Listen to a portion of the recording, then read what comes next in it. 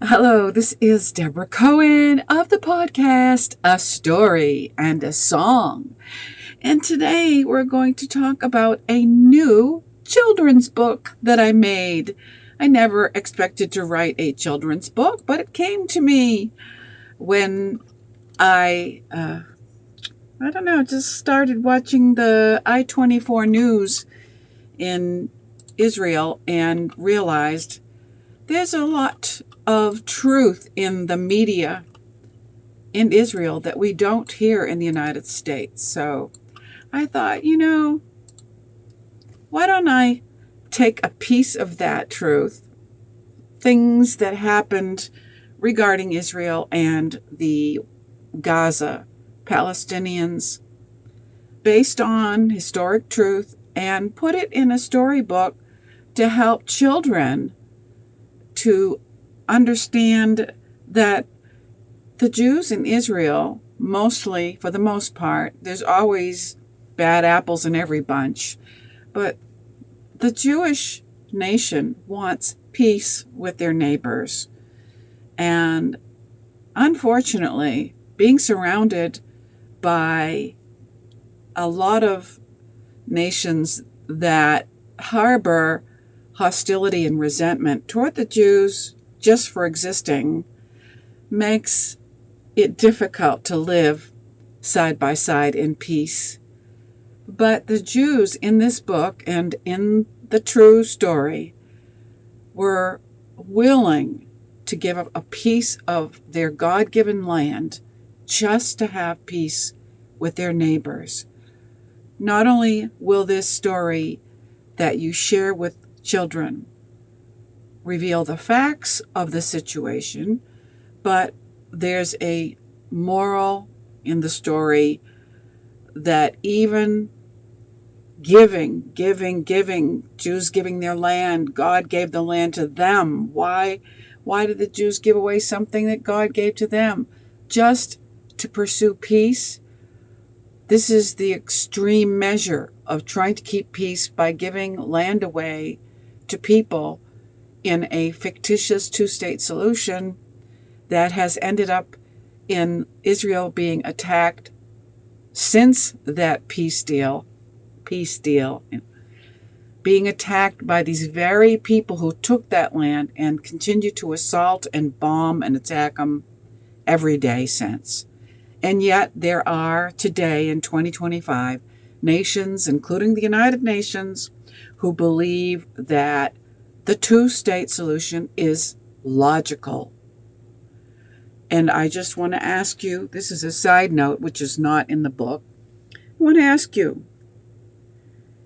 think about where you live, wherever it may be, and ask yourself in all honesty, would you want to give a piece, let's say for the United States, okay? Would we Americans in the United States want to give away a piece of land the size of New Jersey to people who believe that the only good Jew is a dead Jew? Now, I realize that the United States is not exclusively a Jewish nation. It is known as a Judeo-Christian nation, although that is not what we see today, but that was the founding element of the United States of America. But just think about it. You, if you're an American listening, would you give away, let's say, New Jersey to people, let's say to Iran, because they would love to snuff us out? Would you, in your right mind, give away New Jersey to Iran in a two-state solution?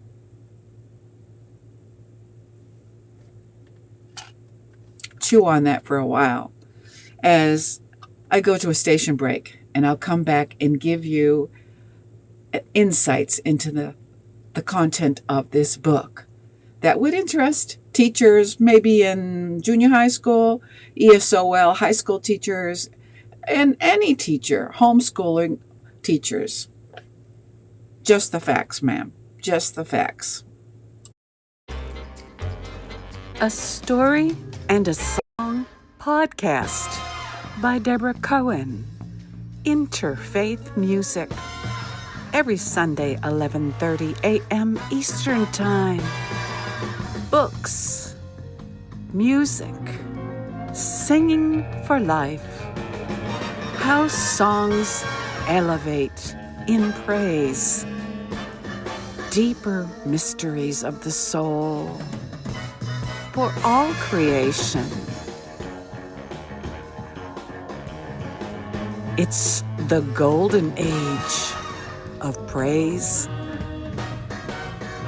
Singing from your heart and your soul. Music, stories, and merch, of course, on Amazon. A story and a song about life. And I'm back. This is Debra Cohen, author and indie artist, among other things, Tai Chi teacher and a senior citizen that is doing all the things I wanted to do but couldn't when I had a day job. I don't believe in retirement. I believe that when you get older, that's your reward for working, unless you hit the jackpot, which I didn't. So retirement means you finally get to do the things you love to do, unless you were blessed into a family with wealth, which I wasn't. Okay, so let's get on with it. This is a book called The Sand Garden by the Sea.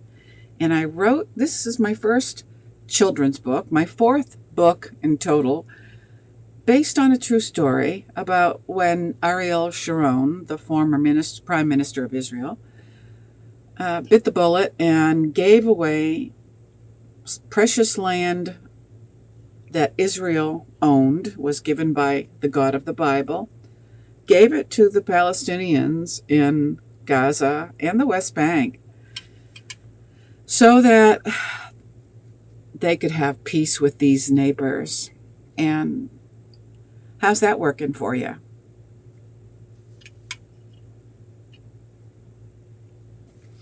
All right, so I wrote this book and released it in 2025 and would like to share some of the content inside for some of you that might be sitting on the fence about deciding to teach this to your children or not. Now, I know that Palestinian sympathizers probably will, guffaw at this book, snicker at this book. So I'm not talking to you. Just move on, you keyboard warriors, and go someplace else. Don't bother me. All right. The contents, there's 7 chapters. How many pages are there? This person's asking me how many pages. There's 33 in a paperback. It's also available on Kindle, on Amazon. It will be available shortly in other online stores, but I just released it this week, so keep looking for it. The Sand Garden by the Sea, Marty and Devorah's Story by Debra Cohen, the author, Debra. And let me just share chapter 1. But teachers, so I don't lose you, it also has an appendix in the book of where I got these true story facts from. There is also the works cited page, of course, and a glossary so that you can teach your children new vocabulary in English. This is an English speaking book. And bonus lesson plans for teachers.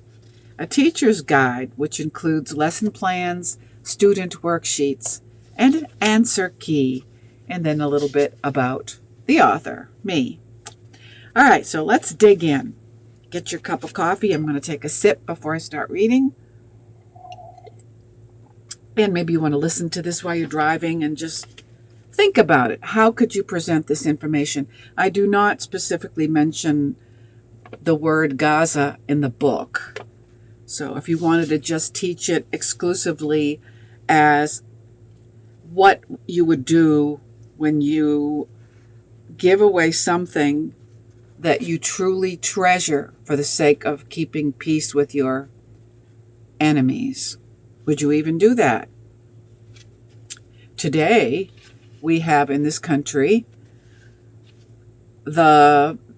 maybe the majority mindset with most of the nations that think that because Hamas attacked Israel, which happened on October 7th, 2023, that we, Israel, are obligated to feed the very people that attacked us. When does that happen? Tell me again. I'm in America.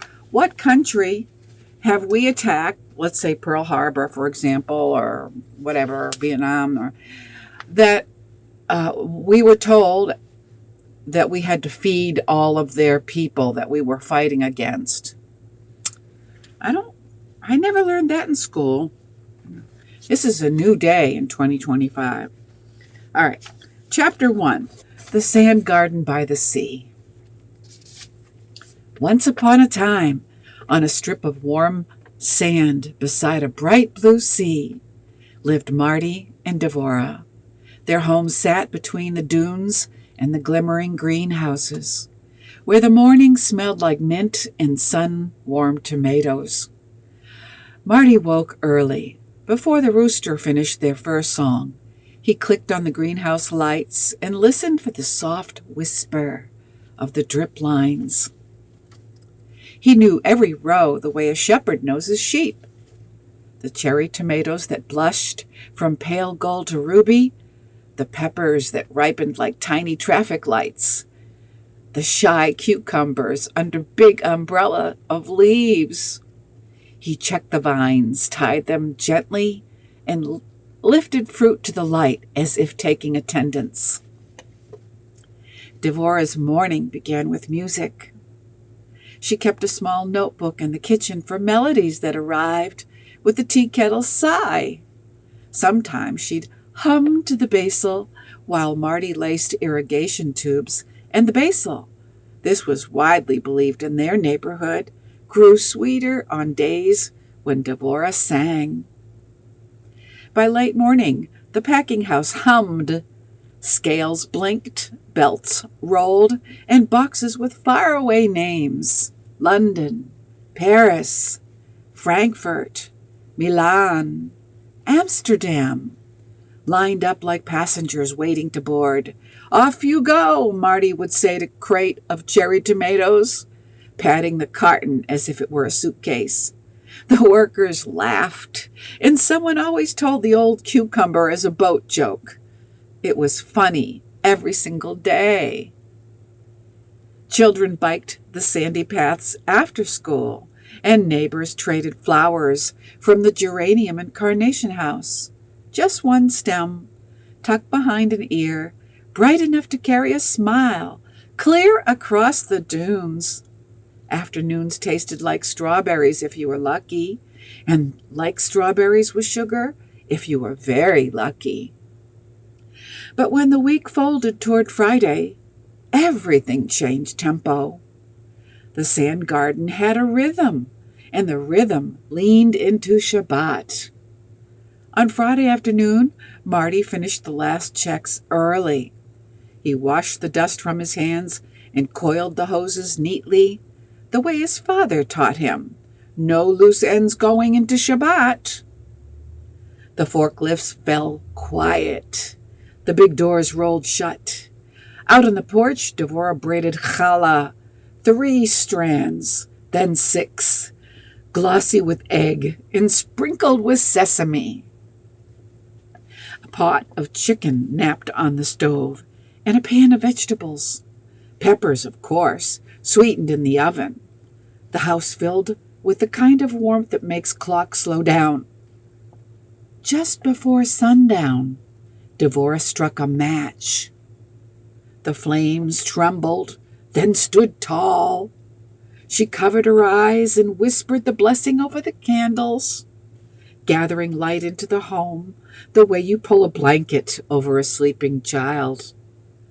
Marty set out the wine and challah and the cover, and they welcomed Shabbat with kiddush, the ancient melody unfolding like a sail. He blessed their home. She blessed the week to come. If nieces and nephews visited, Marty laid his hands on their heads and whispered the blessing for children, words soft as the inside of bread. On Shabbat morning, the whole neighborhood walked. No cars, no phones, no rush. Along the sandy paths to the synagogue, near the community square. The building wasn't grand, but the sunlight through its windows felt like a friendly hand on your shoulder. Marty slipped into his place with the men and the boys. Debra stood by the bima with the women's chorus, tuning with a tiny pitch pipe she kept in her tallit bag. When the Torah was brought out, Devorah's voice rose, clear, steady, warm as soup. She led the congregation in Shabbat songs that seemed to lift the ceiling a little higher. Marty loved those moments, the hush before a melody, of the first notes like birds leaving a branch. He would close his eyes and think of the week's quiet victories. A row tied just right, a stubborn line finally thriving, and how Shabbat braided them all together into rest. After the service, everyone lingered. Someone sliced the kiddush cake too generously. Someone joked about the cucumbers again. It worked even on Shabbat. Families drifted home for the Shabbat meal. At Marty and Devorah's table, the challah cracked with a soft sigh. The soup listened while stories were told. The roasted peppers tasted like sunshine saved in a jar. No deliveries, no packing lists, no clatter of belts, just zemirot, which are table songs, the hum of conversation and time that belonged to them. The day passed gently. They didn't work. They didn't ride. They didn't tap keys or pick up phones. They took a slow walk after lunch, pointing out how the wind combed the dunes and how the greenhouses glowed like lanterns in the afternoon.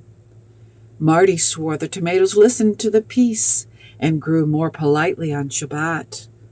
Devorah said that's because everything listens better when people do.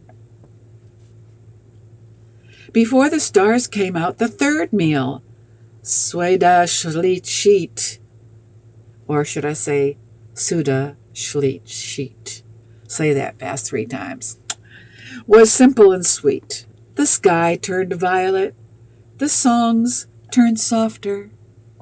When the first 3 stars winked away, they lit the braided candle and lifted the spice box, cloves under silver, and circled the light for Havdalah.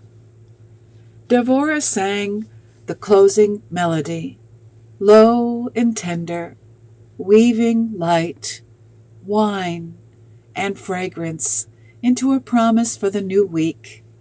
The candle hissed into the wine. The room smelled like cloves and possibility. Then Sunday, which is really the week's Monday here in Israel, returned with its cheerful racket. Marty opened the greenhouse doors. The drip lines whispered again. Devorah scribbled a new tune in the notebook by the kettle. In the packing house, boxes with city names formed a neat parade. "Bring them something bright," Marty told the peppers. "Bring them a song," Devorah told the strawberries. And that is chapter 1 in my new book, The Sand Garden by the Sea, by Debra Cohen. So I hope that you, teachers, mothers, homeschoolers, will share this book with your children. You can share it as a bedtime story and explain the words that the child wouldn't yet know, maybe with pictures that you could draw to show them what these interesting Hebrew words look like in English. This could be a great teaching tool for both English speakers and speakers of Hebrew that want to learn English. I hope that you will get this book on Amazon now and soon to be found wherever books are sold online. I thank you for listening and hope that you will share this with somebody you know that might want to teach this to their children. And in this day when the Jews are being bashed more than ever, while the Jews are trying to keep peace with these nations that take their land and continue to attack the Jews after the Jews give away this land, I hope that you will search your heart and find a better way to live together in peace for all nations. Check out my podcast live on YouTube every Sunday at 11:30 a.m. Eastern Time. The handle is at Jewish Rock Music. Also streaming on my Instagram channel. The handle is at Debra Cohen Music, DOTCOM. Don't forget that I sell music on Amazon, books on Amazon, and merch. It's a challenge to find the merch on Amazon. I have to find it myself by typing in Debra Cohen Music, then clicking on my artist name, selecting Debra Cohen and the hyperlink, going to Debra Cohen Music on Amazon, and then scrolling down on my music page where you will see my merch. I don't know why it's so hard to find. Maybe if you type in the Sand Garden by the Sea on Amazon, hopefully it will show up, and it is available on Kindle and paperback. I am working on the audiobook, which will be available soon. Thank you for listening, and I hope to see you here next week for the podcast, A Story and a Song. Soul Sing CD 2025.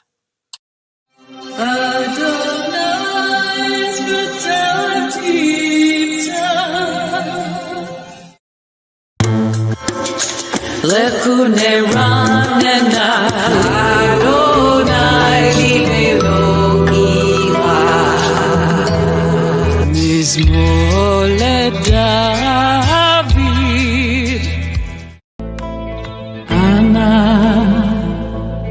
Ana Bechoa DebraCohenMusic.com.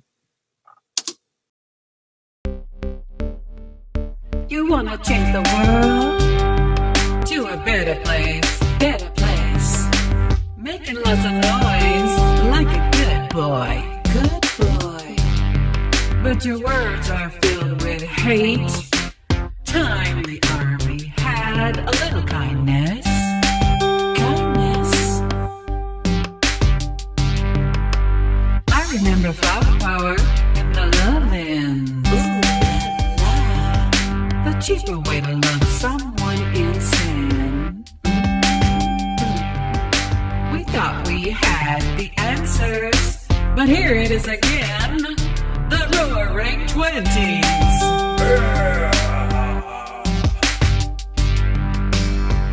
If my voices blend together in unity,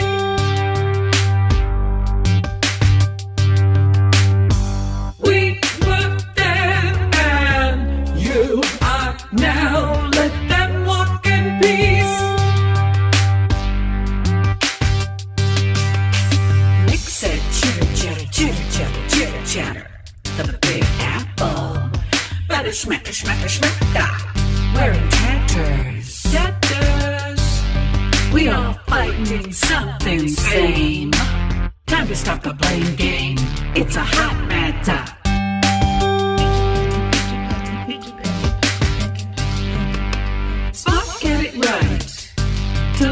my logic.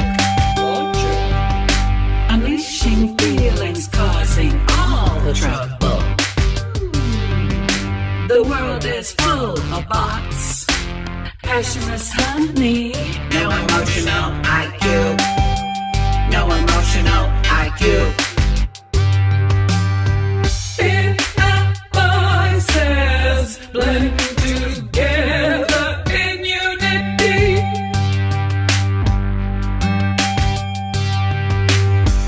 we were there and you are now. Let me walk in peace.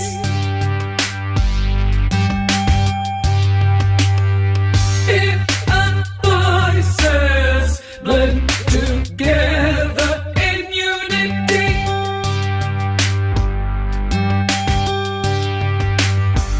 we were there and you are now. Let us walk in peace. It's a love dance. The devil's bark. Emotion. Butterfly.